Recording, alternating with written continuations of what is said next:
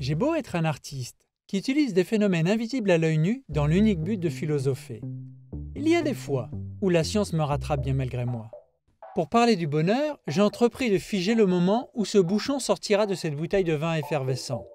Rien de compliqué, j'ouvre encore une fois dans le noir mon obturateur et l'appareil photo ne récupérera que la lumière de ce flash, déclenché automatiquement grâce à ce micro. Sur l'image, un curieux nuage bleu. Certains crient au trucage, mais moi je ne peux pas, je sais que je n'ai pas triché. Alors comment l'expliquer? J'abandonne donc mon appareil photographique au profit de cette caméra rapide. Point de flash ici, mais des projecteurs de 5000 et même 10 000 watts pour figer tout l'événement à 2500 et même 10 000 images par seconde. Humidité de l'air givrant en cristaux de glace lors de la détente rapide de la pression? Minuscules gouttelettes de condensation qui ne renverraient que le bleu de la lumière blanche? Personne n'est sûr.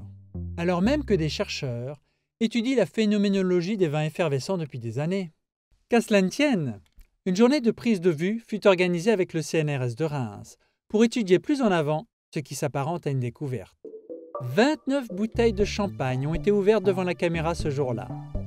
Une fois n'est pas coutume, Capillotracté aura eu sa contribution aux sciences dures. Et 5 nouveaux phénomènes répertoriés. Comment une onde de choc sort de la bouteille? Comme ce goulot se comporte comme un tuyau d'orgue. Et l'interface liquide-gaz qui explose de joie. Et enfin, comme les bulles apparaissent comme des feux d'artifice. Serait-ce l'origine du côté festif de ce vin?